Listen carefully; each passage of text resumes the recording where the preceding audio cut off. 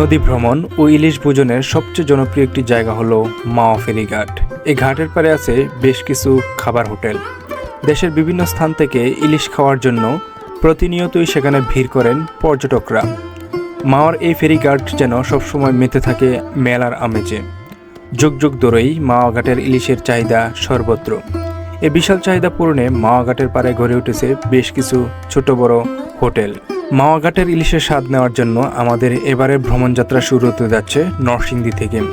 এই যাত্রায় বন্ধুবান্ধব ও বড় ভাইদের নিয়ে আমরা যাচ্ছি রিজার্ভ করা হায়েস গাড়িতে করে।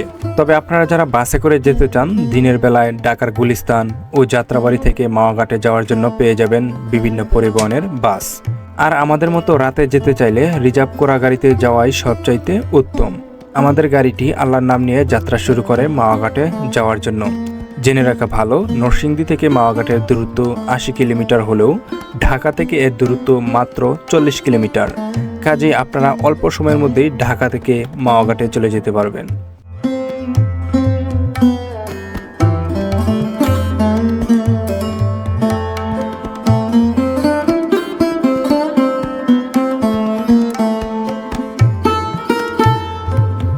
ঢাকা শহরের সুন্দর রাস্তা ধরে আমাদের গাড়িটি ছুটেই চলেছে মাওয়া ঘাটের উদ্দেশ্যে।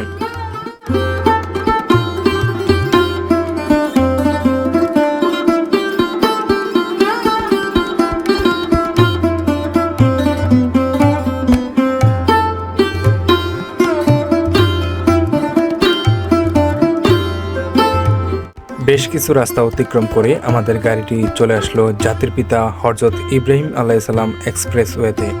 এখানে নির্ধারিত ফি দিয়ে আমাদের গাড়িটি আবারও ছুটে চলল।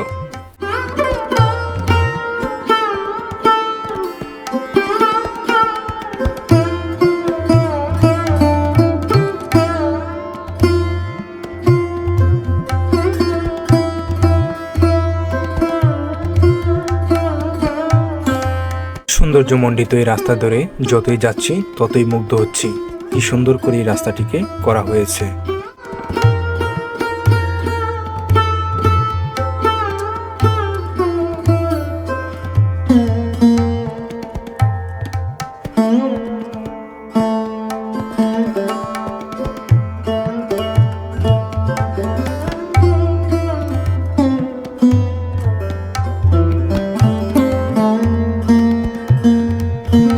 এটি হলো একসময়ের সবচেয়ে জনপ্রিয় প্রজেক্ট হেলসা, যা ইলিশ মাছের আকৃতিতে করা হয়।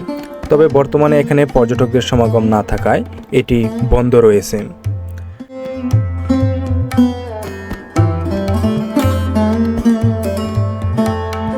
ঘাটে প্রবেশপথে আরও বেশ কিছু হোটেলের দেখা পেয়ে যাবেন, তবে এখানে তুলনামূলক ইলিশের দাম একটু বেশি।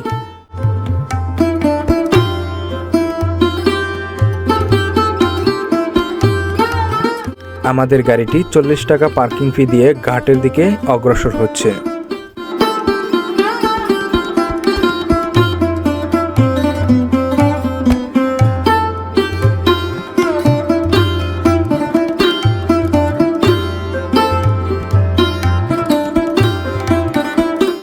আলহামদুলিল্লাহ, দীর্ঘ জার্নি শেষে চলে আসলাম মাওয়াতে।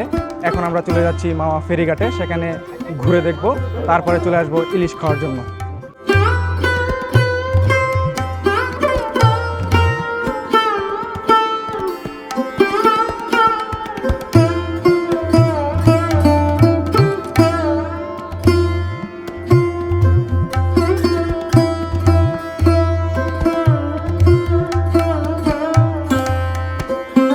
চলে এলাম মাওয়া ফেরিঘাটে। আমার পেছনে যে জায়গাটি দেখতে পাচ্ছেন, এটি হচ্ছে মূলত মাওয়া ফেরিঘাট। একটা সময় আধা ঘন্টা ১ ঘন্টা পর পর এখান থেকে ফেরি চলাচল করত। পদ্মা সেতু হওয়ার পর থেকে এই ফেরি চলাচল একেবারেই বন্ধ হয়ে গেছে। তবে এখানে বেশ কিছু নৌকা রয়েছে দেখতে পাচ্ছেন এখানে। এই নৌকাগুলোতে আপনারা যখন দিনের বেলা আসবেন, চাইলে এই পদ্মা নদীর উপর দিয়ে আপনারা ঘুরে বেড়াতে পারবেন এবং পদ্মা সেতুর সৌন্দর্যটা আপনারা এখান থেকে উপভোগ করতে পারবেন।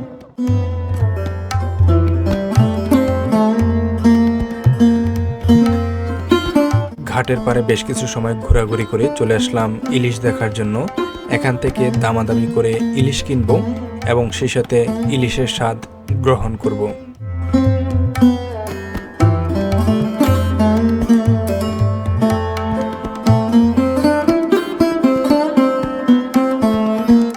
বেশ কিছু হোটেলে মাছ দেখে চলে এলাম মামা বাগিনা হোটেল অ্যান্ড রেস্টুরেন্টে। অরিজিনালি যেটা পদ্মার হবে সেটাই দেখাবেন।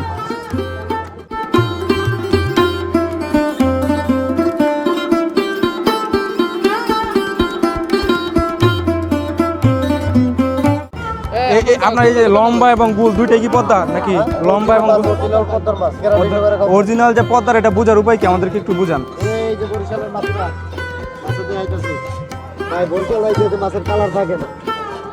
এই যে মাছের কালার, এই মাছের লগে মাছের কালার জীবন। এগুলো কি বরিশালের? বরিশালের আর এগুলো পদ্মা না? অরিজিনাল পদ্মার মাছের কালার থাকে। ছুটি আছে না ওই ছুটিটা। আচ্ছা কত কেজি? কেজি না ভাই, ঠিক আছে ওটা নেবেন আগে দেখেন। কেজি হিসেবে বলেন আপনি, ঠিক আছে না? হ্যালো, কেজি তুমি কেজি কেজি কত রাখা যায় সেটা বলেন। বিক্রি করি না ভাই, কেজি দেখি না, এগুলো হালি হিসেবে কিনে, পনির হিসেবে কিনে। আলি কত কেজি? করে? কোনটা কয়টা নেবেন আগে চয়েস করে নেই করে তো বললাম। কোনটা কোনটা নেবেন? কোনটা চয়েস করেন। কোনটা কোনটা নিবা সেটা দেখো। চারটা নিব কোন চারটা? না, সব জায়গায় কেজিতে বিক্রি হয়, আপনাদের এখানে হালিতে না? বিষয়টা কেমন না? লন আপনি কেজি নিলে দিব। কেজি কত করে সেটা বলেন। 1950 টাকা কেজি দাও। 1950। ডাক্তার কত? আজকে কম দিয়ে কি বলেন? একবারে কম কত রাখা যায় সেটা লন বলেন। আপনি কোন 1200 করে দেন। 1200। কাস্টমার আপনি বলেন, আমরা দিতে পারি না। কত মাছ না, ওই মাছ 1200 টাকা কেজি কিনে খাওয়াতে পারবো না বরিশালে। 1200 তো কম বলি নাই, দেখেন দেখ না। আপনি কাস্টমার, আপনি এক সময় বেশি ভাই। পারবেন না? কত পারবেন আপনি? ভাই চাচাজি বাদ মাছ 1600 টাকা কেজি খাইবে।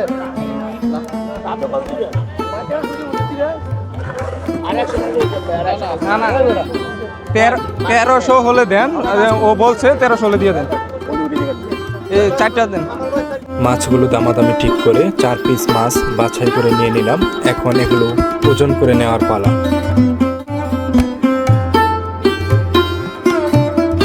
মাছগুলো ওজন করার পর 2 কেজি 352 গ্রাম হয় এবং মূল্য আসে 3060 টাকা।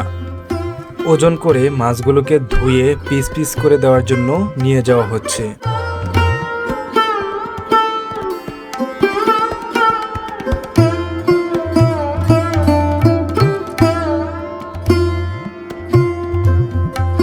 প্রথমত তিনি মাছগুলোর আঁশ ছাড়িয়ে নিচ্ছেন।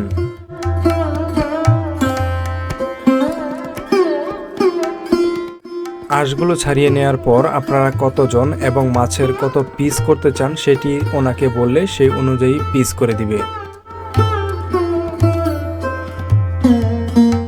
আমাদের মাছগুলো পিস করা শেষে লেজগুলো রাখা হয় ভর্তা করার জন্য, কেননা পদ্মার ইলিশের লেজের ভর্তার স্বাদ অতুলনীয়।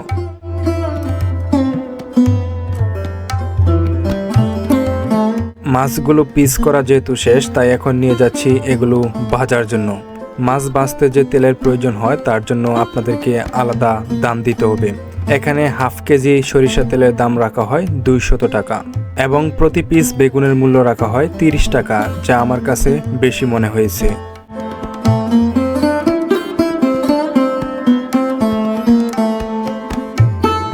মাছের পিস ও বেগুনের পিসগুলো হলুদ, মরিচ, তেল দিয়ে এগুলো মেখে নেওয়া হচ্ছে।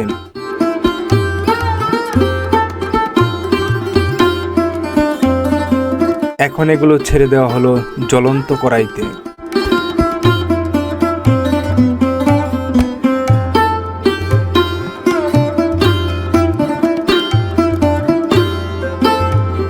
আমাদের মাছগুলো অল্প সময়ের ব্যবধানে ভাজা সম্পূর্ণ হয়ে গিয়েছে আর মাছের লেজগুলো উঠিয়ে দেওয়া হলো হামানদিস্তায়। এখানে এগুলো চূর্ণ করে নেওয়া হচ্ছে। চূর্ণ করা শেষে কাটা বাছাই করে এক বাটি লেজ ভর্তা বানিয়ে একে একে আমাদের টেবিলে খাবারগুলো পরিবেশন করা হলো।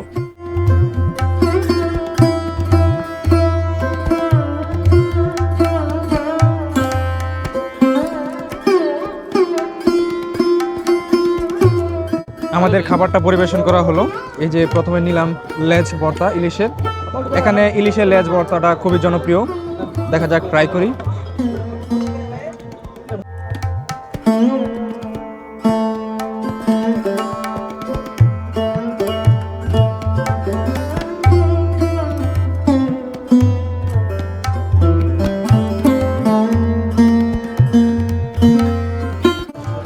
নিয়ে নিলাম পদ্মার ইলিশ ভাজা।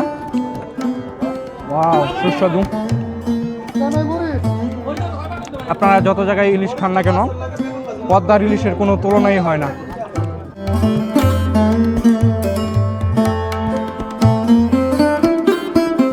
আলমগীর ভাই, ইলিশের স্বাদ কেমন? খুবই সুস্বাদু।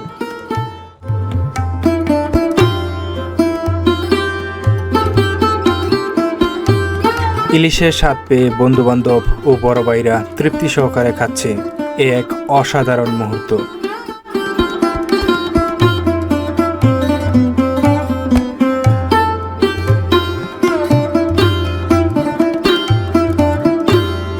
খাওয়া দাওয়ার পর্ব শেষে বিল পরিশোধ করে আমরা আবারও চলে আসলাম ঘাটের পাড়ের দোকানগুলোতে।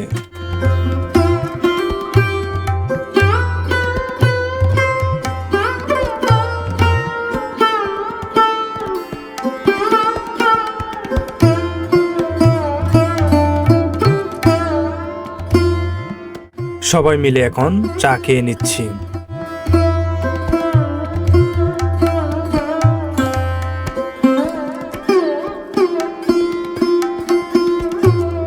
চায়ের পর্ব শেষ করে আমরা গাড়িতে উঠে বসে পড়লাম বাসায় ফেরার জন্য।